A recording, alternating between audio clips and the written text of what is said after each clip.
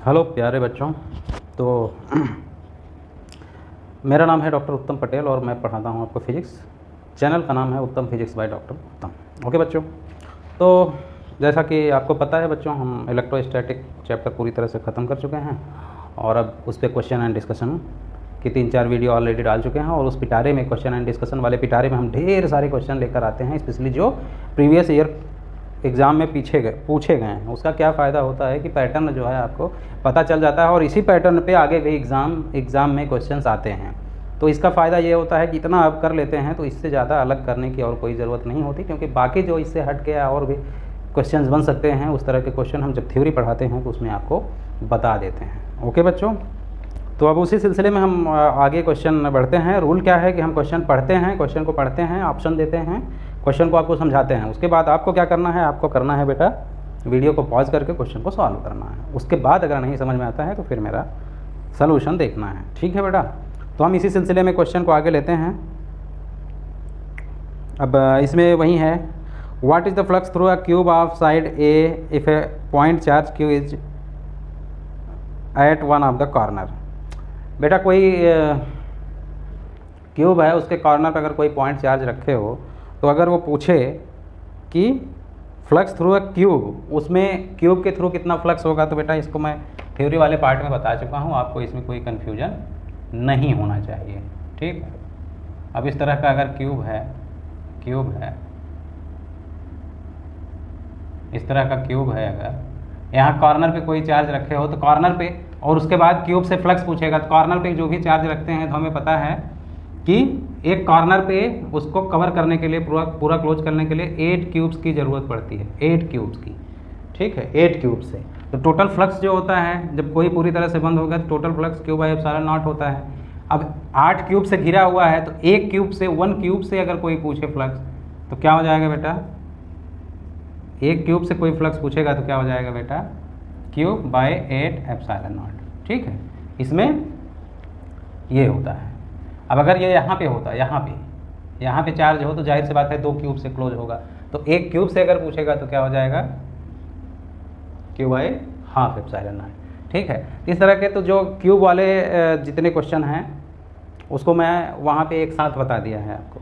तो वहाँ पे 3-4 क्वेश्चन क्यूब से रिलेटेड हैं, वो सब चीज़ें आपको एक साथ वहाँ पे बताया हुआ है। तो उन सब क्वेश्चन में हम ज़्यादा टाइम बर्बाद नहीं करेंगे। जिनको इन सब क्वेश्चन के बारे में आइडिया नहीं है वो थ्योरी वाला लेक्चर वाला पार्ट जरूर देख लें। ओके,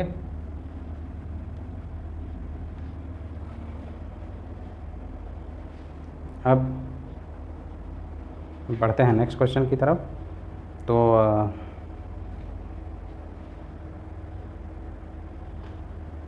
नेक्स्ट क्वेश्चन लेते हैं बेटा। A charge Q is enclosed by a Gaussian spherical surface of radius r. If the radius is doubled, then the outward electric flux will be। यार कोई चार्ज है, प्लस क्यू चार्ज है, इसको r radius से cover किए हो, बाद में रेडियस को 2r कर दिए, ये r था, ये r और कर दिए, 2r कर दिए, तो फ्लक्स कितना होगा, टोटल फ्लक्स जो निकलेगा। तो यार एक चीज़ आपको मैंने बताया है कि फ्लक्स जो होता है, फ्लक्स जो इलेक्ट्रिक फ्लक्स होता है वो क्या होता है, E डॉट डी ए, मतलब सरफेस एरिया पूरा होता है। ठीक है, तो यहाँ पे अगर ये वाला एरिया लेते, अंदर वाले का क्या करोगे, E into 4 pi R square. ठीक है, और बाहर वाले का अगर लोगे तो वो 2r है, E इंटू 4 पाई r की जगह पे 2r का स्क्वायर। तो क्या आ जाएगा बेटा, ये आ जाएगा 4e पाई r स्क्वायर। ये क्या आ जाएगा, 4 टाइम्स 4e पाई r स्क्वायर। इस हिसाब से तो फ्लक्स क्या हो जाएगा, 4 टाइम्स हो जाएगा, इसका ये 4 गुना हो गया। लेकिन ये कब लागू होता है, जब when charge is not given, charge is not given, charge नहीं दिया है, क्या दिया है, only E is given, E is given, electric field दिया है, चार्ज नहीं दिया है। ठीक, तो ये लगाओगे। अदरवाइज फ्लक्स का फार्मूला मैंने क्या बताया है, phi is equal to E dot D A, और यहीं क्या बराबर होता है, क्यू बाई एप्सिलॉन नॉट। ठीक है, ये टोटल फ्लक्स की बात हो रही है। तो किसी को पूरी तरह से किसी चार्ज को अगर बंद कर दिए ठीक है बेटा, किसी को पूरी तरह से बंद कर दिए। तो अब फ्लक्स जो है चाहे छोटे गोले से भरो चाहे वो, यहाँ पे चार्ज दिया है तो जो फ्लक्स टोटल होगा वो क्या होगा, यही चार्ज बाई एप्सिलॉन नॉट। अब इसको 2r से करो 3r से कितना भी, लेकिन टोटल, इसीलिए मैंने बताया है साइज से कुछ भी रहे, ठीक है, कुछ भी रहे, चार्ज अगर उसके अंदर पूरी तरह से बंद है तो टोटल फ्लक्स हमेशा जो होगा वो क्या होगा, Q by epsilon not. It does not depend on surface area, surface, ठीक है। कब, जब चार्ज दिया हुआ है, जब चार्ज दिया है तो उसको कैसे भी टेढ़े मेढ़े बंद कर दोगे, टोटल फ्लक्स जो आएगा बेटा वो क्या होगा, टोटल फ्लक्स जो आएगा वो क्या होगा, Q बाई एप्सिलॉन नॉट ही होगा। ओके,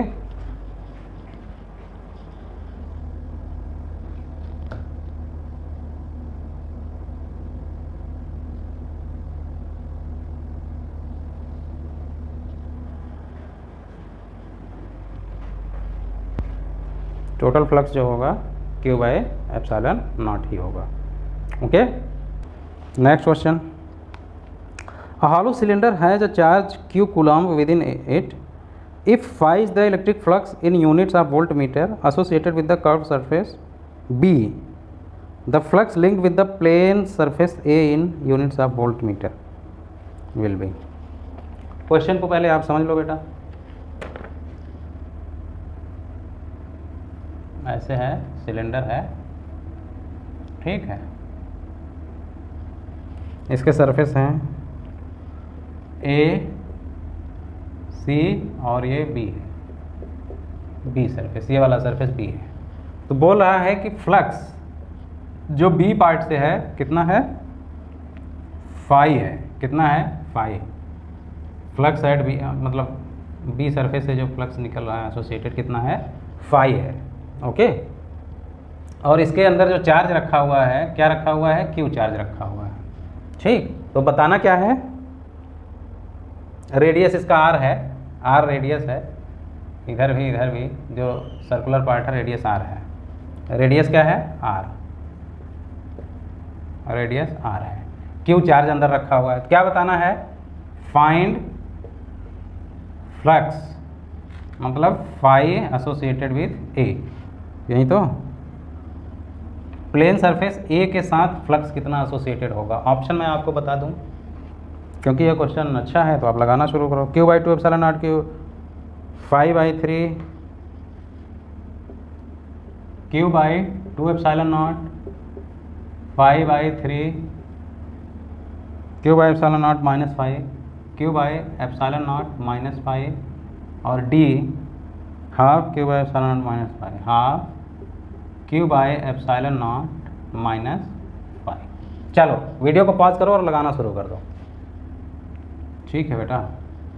तो यहाँ पे एक चीज़ ये समझना होगा कि जो भी फ्लक्स होगा या टोटल पूरी तरह से बंद है तो फ्लक्स, तो इलेक्ट्रिक फील्ड लाइन ऐसे भी निकल रही होंगी, ऐसे भी निकल रही होंगी, और ऐसे भी निकल रही होंगी, ये सब निकल रही होंगी ना बेटा।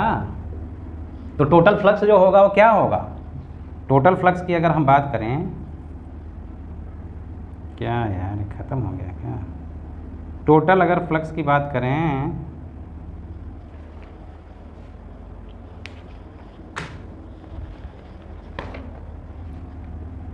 टोटल फ्लक्स की बात करें तो क्या होगा, flux A plus flux B plus flux C, यही तो होगा राजा। और ये किसके बराबर होना चाहिए, Q by epsilon not. Total flux, कोई चार्ज को बंद कर दिए चारों तरफ से तो क्या हो जाएगा, Q बाई एप्सिलॉन नॉट। अब एक चीज़ ये पता है कि जो A का सरफेस एरिया है वहीं C का है, तो यहाँ से एक चीज़ तो क्लियर है कि phi A is equal to phi C, और इसको हम क्या मान लें, फाई डैश मान लें। तो यहाँ पे लिख दो, क्या लिखोगे, A की जगह पे फाई डैश प्लस B का इसने दिया है, B का फाई दिया है, B का क्या दिया है, फाई, C का भी फाई डैश मान लोगे, phi dash is equal to Q by epsilon naught. तो फाई डैश क्या हो गया, 2 phi dash plus phi is equal to Q by epsilon naught. तो यहाँ से फाई डैश अगर कोई निकाले तो क्या करोगे बेटा, मतलब 2 phi dash is equal to Q by epsilon naught minus phi, तो यहाँ से 5 कोई बोलेगा तो क्या करोगे, 1/2 into Q by epsilon naught minus 5। कोई ऑप्शन है रे? ये है बेटा। तो सरफेस ए और सी, ए से या सी से, दोनों से जो एसोसिएटेड फ्लक्स होगा क्या होगा, Q by epsilon half Q by epsilon naught minus 5। बंद करें, हटाएं, चलो। ऑनलाइन लेक्चर इन सब का फ़ायदा क्या है, मैं एक बार रब भी कर दिया तो आप क्या करोगे, पीछे चले जाओगे, पीछे करके फिर से देख सकते हैं। एक बार नहीं, 2 बार नहीं, 10 बार नहीं, 1000 बार देख सकते हो। ओके बच्चों, ये फ़ायदा है। Next question, a charge Q is located at the centre of the cube, the electric flux through any phase.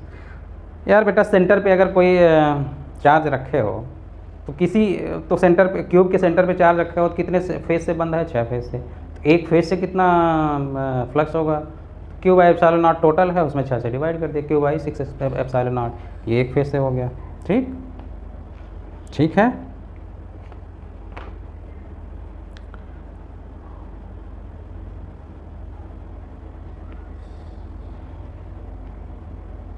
ठीक है, तो क्यूब वाले सब मैं आपको बता चुका हूँ।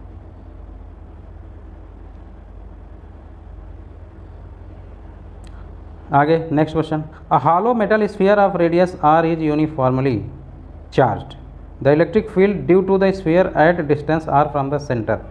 भैया हॉलो स्फीयर है, रेडियस कैपिटल आर से है, यूनिफॉर्मली चार्ज है, इलेक्ट्रिक फील्ड ड्यू टू इस। अब यार ये है, चार्ज है, रेडियस आर है, एक बता रहे हैं आर डिस्टेंस, तो इलेक्ट्रिक फील्ड कैसे डिपेंड कर, हमें पता है कि यहाँ से या इससे बाहर जो भी डिस्टेंस होगा, अगर R is more than R होगा तो इलेक्ट्रिक फील्ड कैसे वेरी करेगा, is proportional to 1/r²। R या तो आर के बराबर हो या सरफेस पे हो, तो 1/4 पे epsilon not Q by r² होता है। और अंदर अगर आओगे तो अंदर क्या होगा, इसके अंदर आओगे, कंडक्टिंग स्फीयर है तो अंदर इलेक्ट्रिक फील्ड क्या होगा, अगर r is less than r होगा तो इलेक्ट्रिक फील्ड क्या होगा, 0। इलेक्ट्रिक फील्ड क्या हो जाएगा, 0। समझे रहे बेटा? तो ठीक है। Next question, 2 parallel infinite line charge with linear charge density plus lambda and minus lambda और placed at distance 2r from the free space, what is the electric field midway between the 2 line. देखो, अच्छा question है, इसलिए मैं कह रहा हूँ। Linear charge हैं, लाइन चार्ज है बेटा, इन्फिनाइट लेंथ का।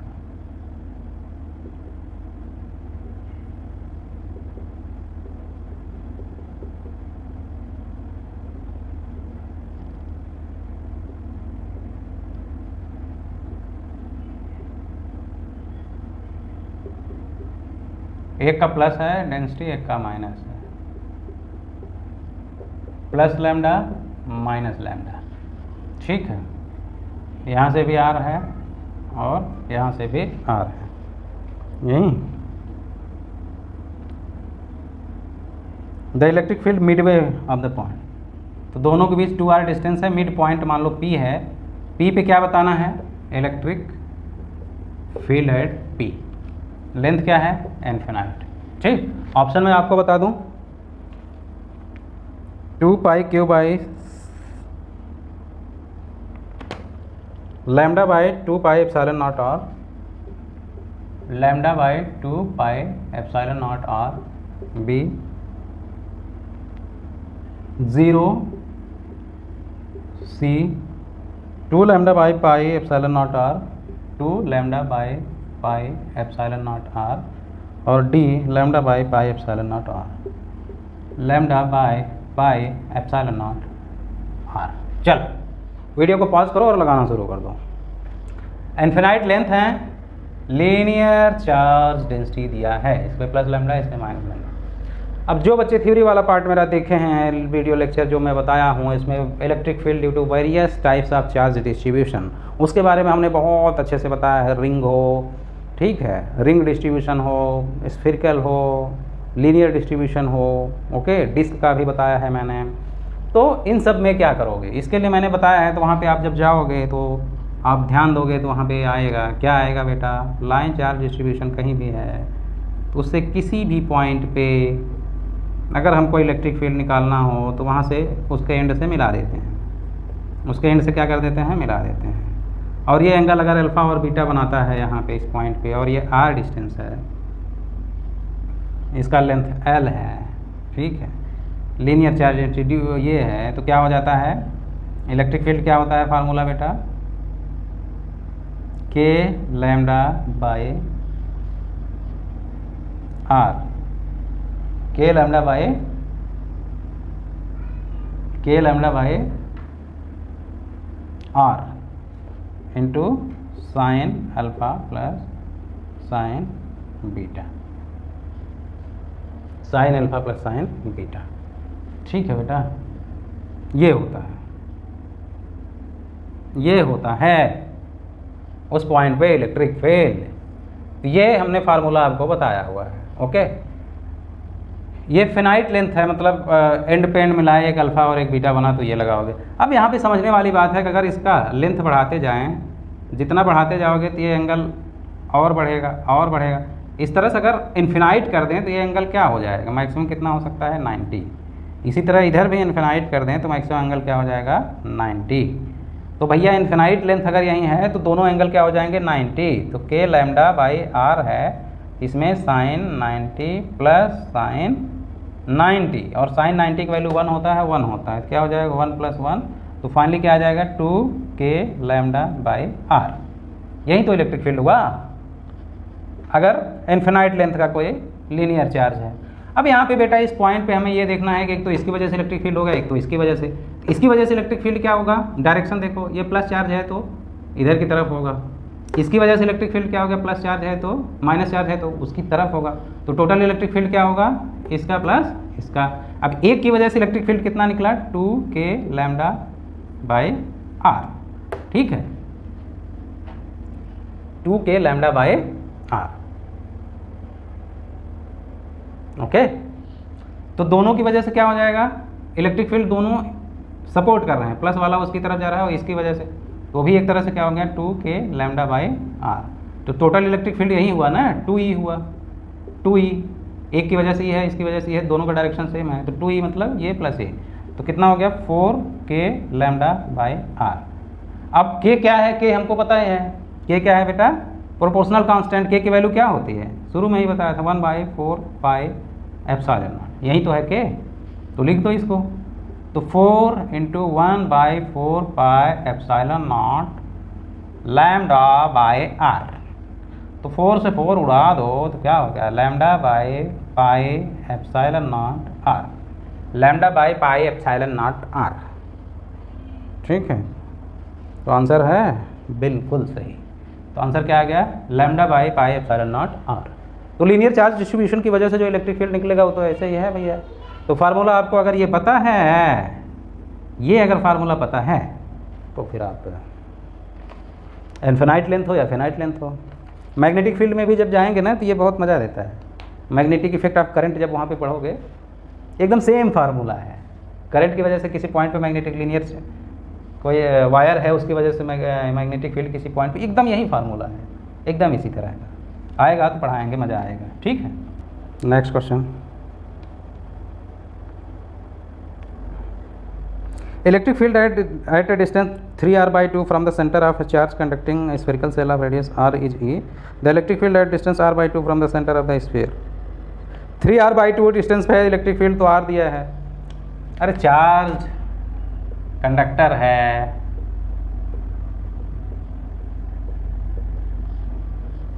बोल रहा है 3r/2 डिस्टेंस पे इलेक्ट्रिक फील्ड E है, तो r/2 डिस्टेंस पे इलेक्ट्रिक फील्ड कितना होगा। ऑप्शन में बोलूं, 0, E/2, E/4, क्या होगा। बहुत लोग खट से E/2 कर देंगे। अरे बेटा जब सरफेस ये r है तो सरफेस या उससे बाहर जाओगे तो E क्या होगा, proportional to 1/r square, r square की तरह से वेरी करता है। कैसे, E = 1/4 pi epsilon not Q by r square, surface पे हो या उसके बाहर हो। अंदर आओगे तो 3r/2 r से छोटा है कि बड़ा है, 3r/2 मतलब 1.5 आर से तो बड़ा हुआ ना, इसके बाहर हुआ तो ये हुआ। R/2 क्या हुआ? R/2 मतलब अंदर हुआ, तो अंदर इलेक्ट्रिक फील्ड क्या होता है बेटा? कोई कंडक्टर वो होता है तो 0 होता है, 0। Okay,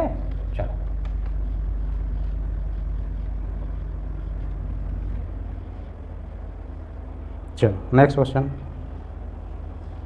hollow insulated conductor conducting sphere is given a positive charge 10 microcoulomb. What will be the electric field at the center of the sphere if radius is 2 metre? यार हॉलो कंडक्टर स्फेयर है, इस पर कोई भी charge दे दो, उसके centre पे अगर कोई उसके सरफेस के अंदर कहीं भी जाओगे तो इलेक्ट्रिक फील्ड क्या होगा? 0 ही होगा, 0 ही होगा बेटा। तो फ़ायदा क्या? तो फ़ायदा क्या? Okay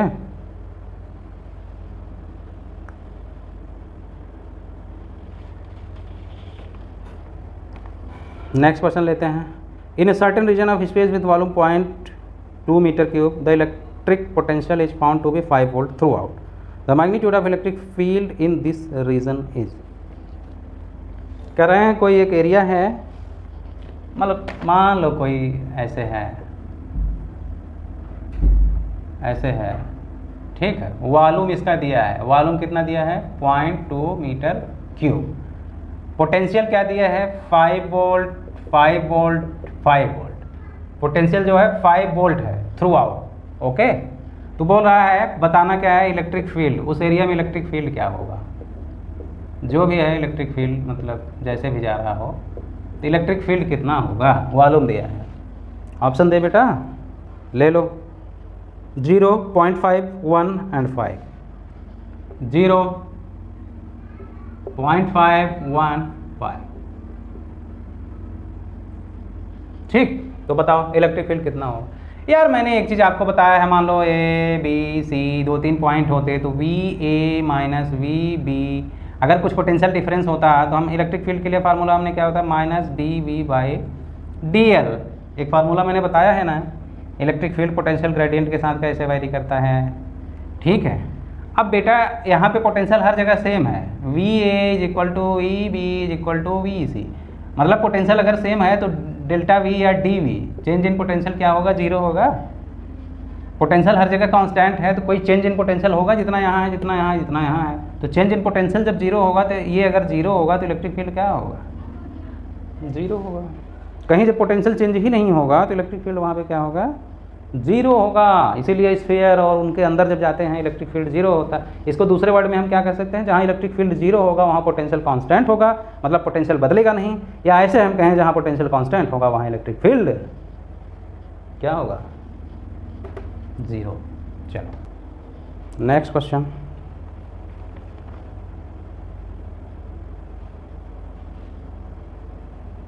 A bullet of mass 2 gram is having a charge 2 microcoulomb.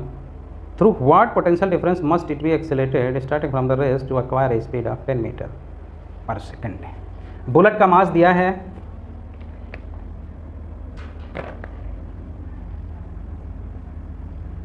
Bullet कितने का है? 2 ग्राम का। 2 ग्राम का है। चार्ज कितना है?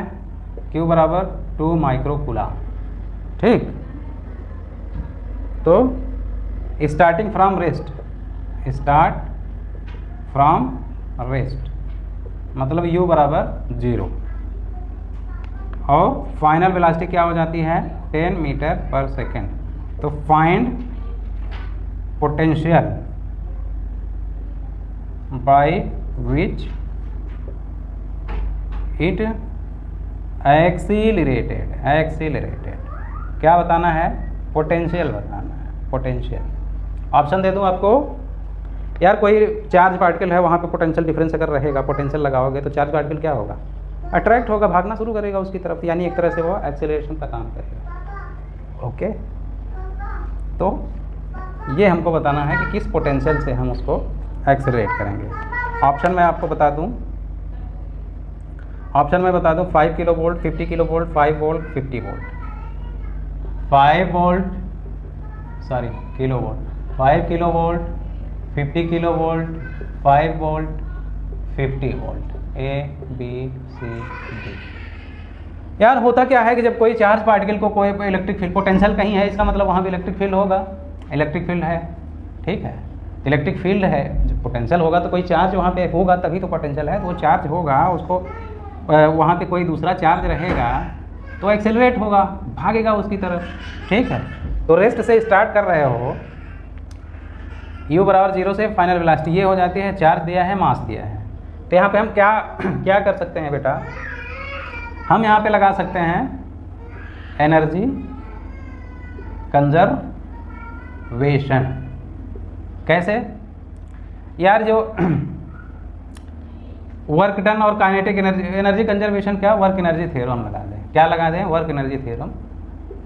ये ऐसा कोई बहुत बड़ा तीर नहीं है एनर्जी थ्योरम, ये सब आपको पता है, मैं पहले पढ़ा चुका हूँ। अरे बेटा मैंने एक बताया था कि कहीं पे वर्क डन अगर करोगे तो किसके बराबर होगा, चेंज इन काइनेटिक एनर्जी। यही तो वर्क एनर्जी थ्योरम है। जो बच्चे इस चीज़ को नहीं जानते हैं, मेरे मैकेनिक्स वाले पार्ट में जाओगे, वर्क पावर एनर्जी वाला चैप्टर है प्लेलिस्ट में, उसमें आप पढ़ोगे तो सारी चीज़ें क्लियर हो जाएंगी। तो होता क्या है कि जितना वर्क डन, अब बेटा कोई क्यू चार्ज है, वी पोटेंशियल है, तो वर्क डन क्या होगा बेटा, क्यू वी, यही तो वर्क डन होगा। उस फील्ड द्वारा उसको ले जाने में इतना वर्क डन होगा। वी क्या होता है, एक कूलम, ये भी वर्क डन ही होता है, एक कूलम को ले जाने में। अब क्यू कूलम के ले जाने में जो वर्क डन होगा क्यू भी हो जाएगा। तो वर्क डन ये हुआ। काइनेटिक एनर्जी, पहले इनिशियल वेलोसिटी 0 है, k1 अगर बताएं तो क्या हो गया, 1/2 m, u तो 0 है तो क्या हो गया, 0 हो गया। k1 या k इनिशियल, k फाइनल अगर हमको लिखना हुआ तो क्या लिखोगे, हाफ m v स्क्वायर, ठीक है। तो हाफ 2 ग्राम है तो उसको क्या कर दोगे, 2 ग्राम को 10⁻³ कर दो, kg हो गया। और v स्क्वायर का मतलब 10 का स्क्वायर, यही तो करोगे।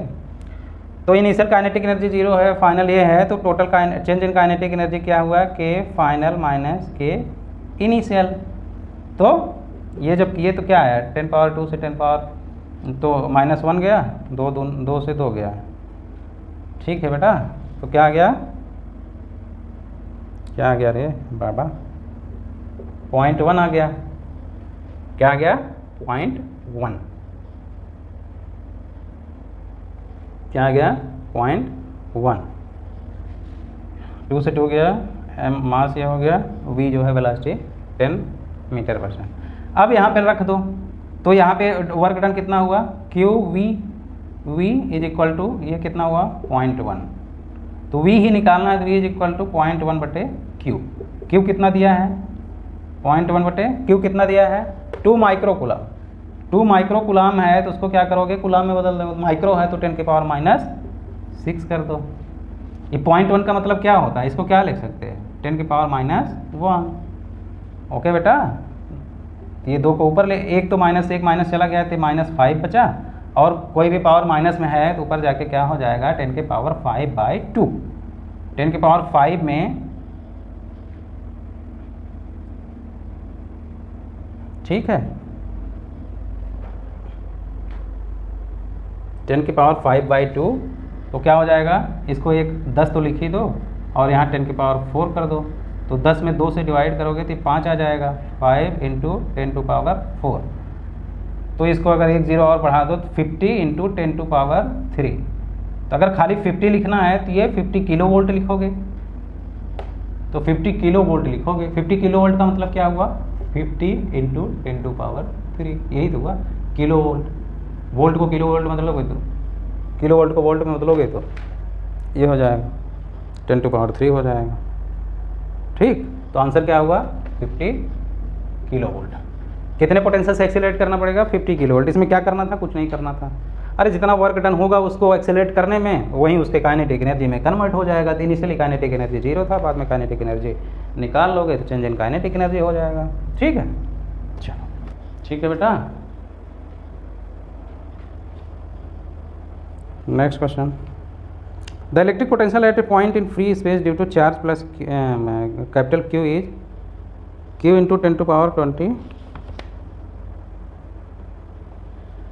10⁻11 more. The electric field at that point. Electric potential at a point in free space due to Q coulomb is Q × 10⁻11 volts. The electric field at the point. यार potential दिया है, potential दिया है, क्या दिया क्या है देखो, बोल रहे हैं कोई क्यू चार्ज है, इसकी वजह से किसी भी पॉइंट पे जो पोटेंशियल है वो क्या दिया है, क्यू इंटू 10⁻11। ये पावर जो है 11 है या 11 ही लग रहा है या 21 है, थोड़ा क्लियर। अब बताना है इसी पॉइंट पी पे क्या बताना है, इलेक्ट्रिक फील्ड कितना होगा। ऑप्शन बता रहा है 4πε0 q into 10⁻20, 4πε0 q into 10⁻20, B 12πε0 q into 10⁻22, 12πε0 q 10⁻22, C 4πε0 q 10⁻22, 4πε0 q 10⁻22, और D 12πε0 q into 10⁻20, 12πε0 q into 10⁻20। ठीक, ये है इलेक्ट्रिक फील्ड यहाँ पे बताना है। चलो वीडियो को पॉज करो और लगाना शुरू कर दो, वीडियो को पॉज करो और लगाना शुरू कर दो। क्या करोगे, बस इतना ही दिया है। अब हम क्या करेंगे, हम मान लेंगे कि यहाँ पे डिस्टेंस r है, डिस्टेंस क्या है, r है। तो डिस्टेंस r है, तो r डिस्टेंस पर अगर कोई पोटेंशियल का फार्मूला लिखेगा तो क्या लिखोगे, 1/4πε0 q बाई r, इतना तो लिखोगे ना। और दिया कितना है, q इंटू 10⁻11, ये दिया है। अगर हम इसको 1/4π को k लिखें, बार बार क्या लिखें उसका, k q, ये हुआ।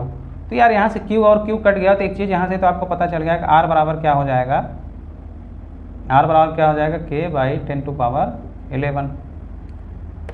ये इसमें मल्टीप्लाई हो जाएगा 1 में, तो r बराबर करोगे तो इससे नीचे आ जाएगा। ये r की वैल्यू हुई, ये किसकी वैल्यू हुई, r की वैल्यू हुई।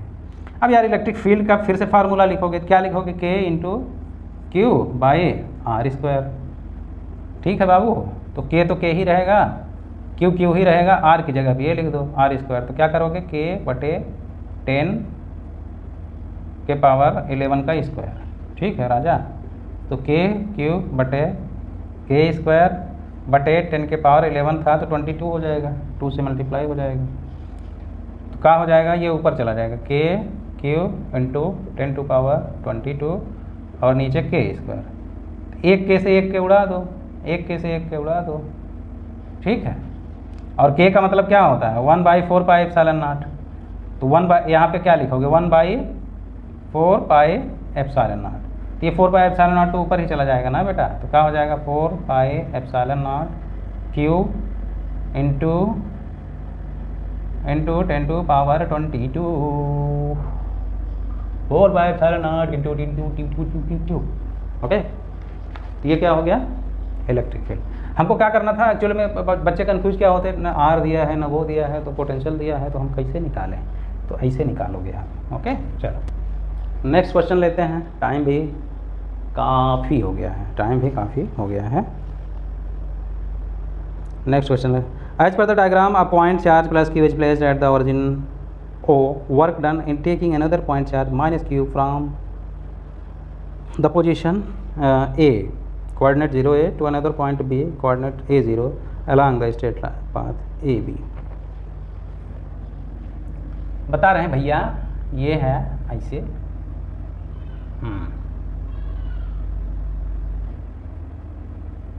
जैसा दिखेगा वैसा ही बनेगा। इसका कोऑर्डिनेट क्या है, 0a, इसका कोऑर्डिनेट क्या है, a0। ठीक है, यहाँ पे प्लस q चार्ज रखा है, एक माइनस q चार्ज को, ये पॉइंट a है, ये पॉइंट b है, यही तो पॉइंट a है, पॉइंट b है। तो पॉइंट b तक, a से b तक लाते हैं, a से b तक माइनस q चार्ज को लाते हैं। ठीक, तो क्या बताना है, फाइंड वर्क डन।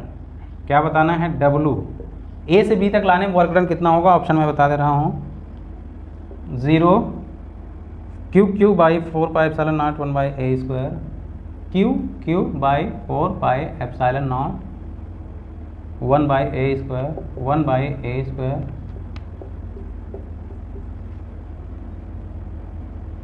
ये √2 इंटू √2 है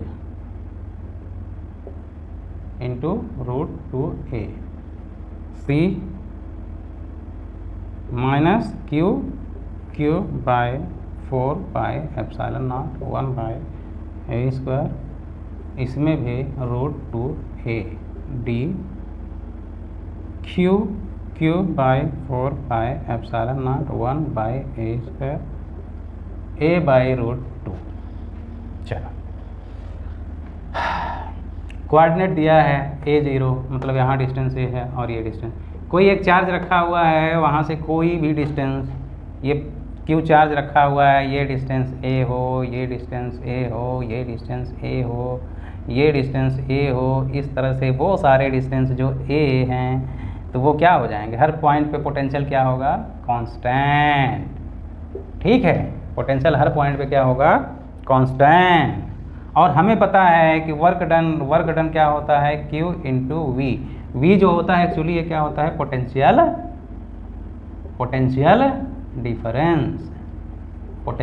डिफरेंस। समझ गए, मतलब दो पॉइंट कोई पूछे कि एक पॉइंट A है एक पॉइंट B है, तो Q चार्ज को A से B तक ले जाने में कितना वर्क डन होगा, तो वर्क डन हमेशा क्या करोगे, Q इंटू डेल्टा V या VA माइनस VB। हम तो सीधा फार्मूला लिख देते हैं W is equal to Q और V, बट ये V क्या होता है, पोटेंशियल डिफरेंस है भाई। कहीं से एक पॉइंट से दूसरे पॉइंट तक ले जाओगे तो वहाँ से वहाँ का पोटेंशियल डिफरेंस हो, या ऐसे अगर जैसे पिछले क्वेश्चन में था कि एक्सेलरेट किए पोटेंशियल, कहीं किसी जगह पे पोटेंशियल V दिया है तो Q चार्ज को उसमें एक्सेलरेट कर दिए थ्रू आउट, तो वहाँ पे V लिखते हैं। अदरवाइज ये क्या होता है, पोटेंशियल डिफरेंस, A से B तक ले जाने में या B से A तक ले जाने में जो पोटेंशियल डिफरेंस है उसमें Q से मल्टीप्लाई कर दोगे, यहीं वर्क डन हो जाएगा। अगर हायर पोटेंशियल से लोअर पोटेंशियल की तरफ जा रहा है, हायर पोटेंशियल से लोअर पोटेंशियल की तरफ जा रहा है, तो वर्क डन इलेक्ट्रिक फील्ड कर रहा है, हम कर रहे हैं, वो तो इलेक्ट्रिक फील्ड कर रहा है, वर्क डन इलेक्ट्रिक फील्ड को छोड़ दोगे तो उधर ही धकेल देगा। लेकिन अगर हायर पोटेंशियल से हायर की तरफ अगर जाओगे तो इलेक्ट्रिक फील्ड जो वर्क डन करेगा वो निगेटिव करेगा, या हम करेंगे वो पॉजिटिव करेंगे। बात समझ में आया? तो ये क्या हो गया, एक तरह से इक्वी पोटेंशियल सरफेस हुआ। जहाँ पे पोटेंशियल डिफरेंस 0 है तो इसलिए पोटेंशियल डिफरेंस यहाँ जितना था वहाँ पे इतना है, तो वर्क डन क्या होगा, 0।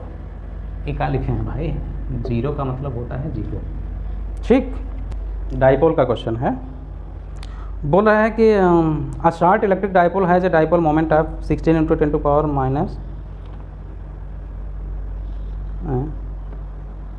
10⁻⁻⁴ कूलम मीटर।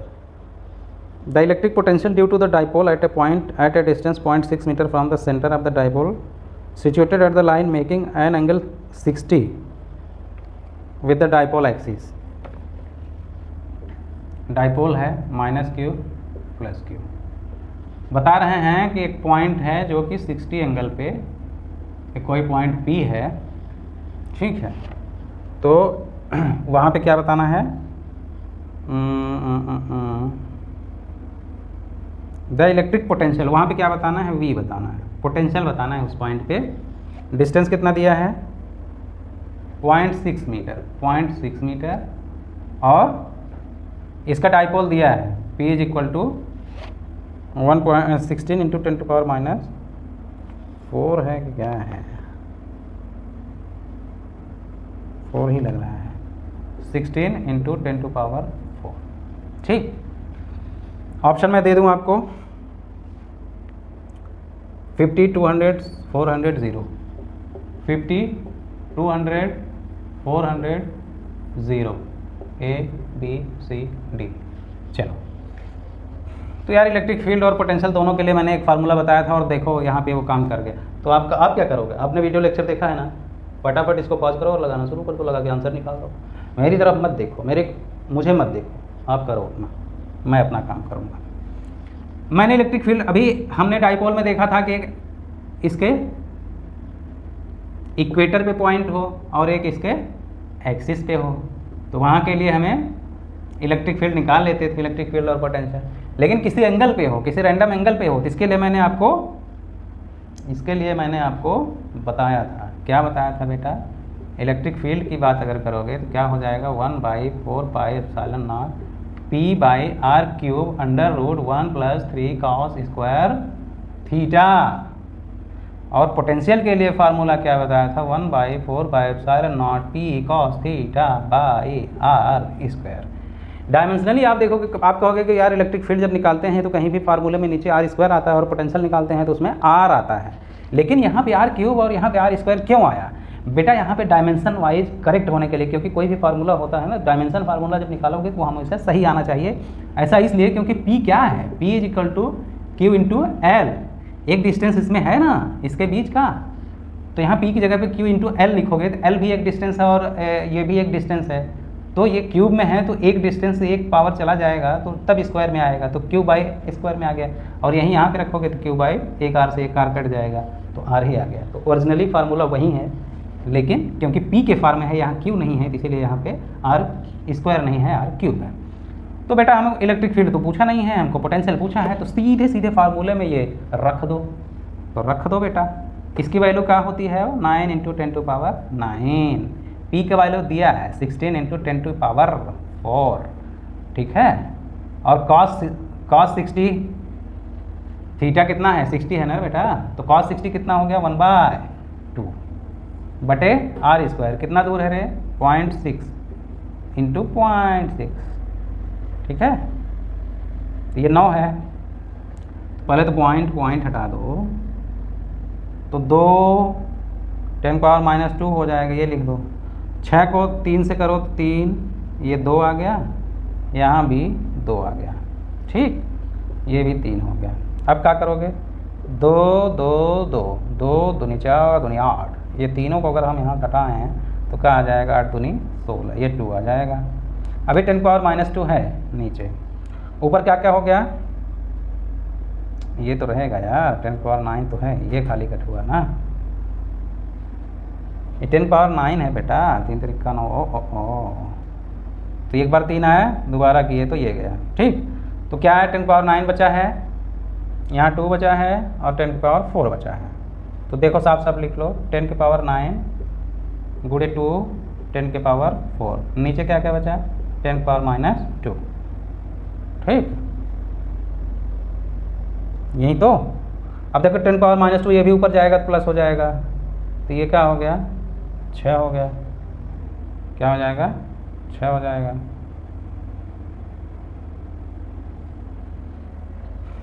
तो क्या हो जाएगा बेटा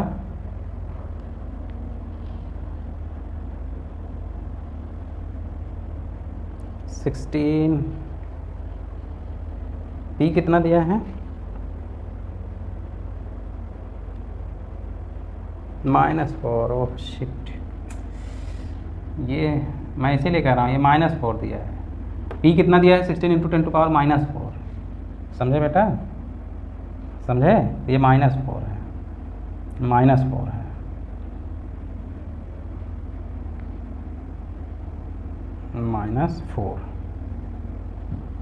-4 ही है ना बेटा।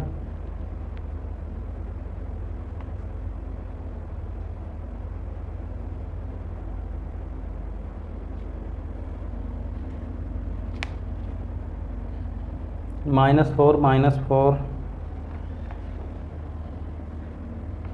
तो 10⁻9 में से -4 गया 10⁻5 हो गया, 10⁻5 और 10⁻⁻2 है तो ऊपर गया तो 5 7 हो गया।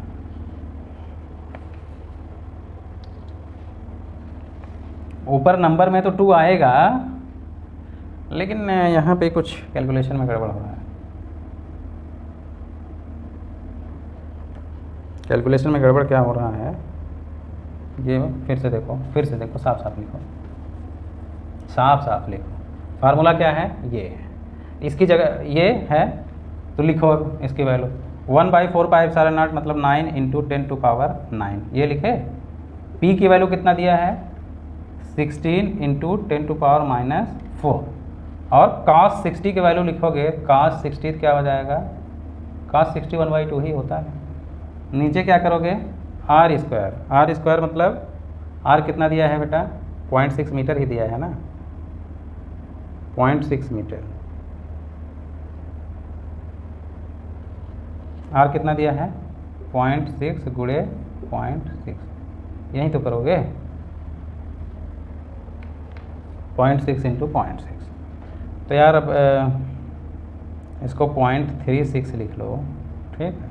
9 से अगर ये करोगे तो क्या हो जाएगा, तो 0.04, ठीक।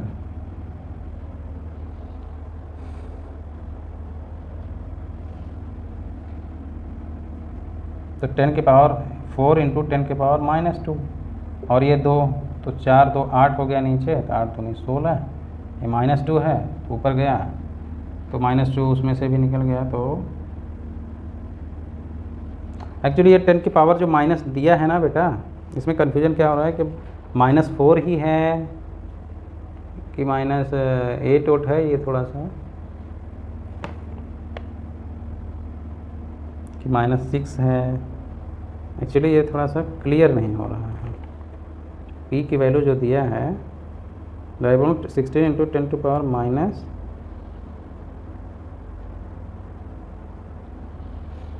एनीवे इसमें तो कितना आ रहा है -2, तो ये गया तो माइनस, ये तो -2 हो गया, तो 10 पावर 9 और 10 पावर -2 10 पावर 7 आ रहा है, 2 इंटू 10 की पावर 7, ठीक है। मतलब ये है कि इसमें 50 है, 4 है, 0 है, तो 2 वाला ही है। ये प्रोबेबली ये 200 कब आएगा, इसकी वैल्यू अगर क्या होगा, ये एक 2 से एक 2 करेगा -2, मतलब कम से कम ये -5 हो, ठीक है। -5 आए, और -5 आने का मतलब हुआ कि 5 और 2 7, ये -7 होगा। ये क्या होगा 10 की पावर -7 अगर होगा तभी वो आएगा आपका कितना 200। आंसर क्या है इसका 200, तो 2 तो आ ही रहा है ऊपर, 2 तो आ रहा है। तो ये वैल्यू इसमें एक्चुअली जो प्रिंट निकाला हूँ तो प्रिंट में बहुत जो है थोड़ा सा शेडेड आया है, बहुत क्लियर कट नहीं आया, इसकी वजह से ऐसा है। ओके बच्चों, तो ये हो गया इस पार्ट का।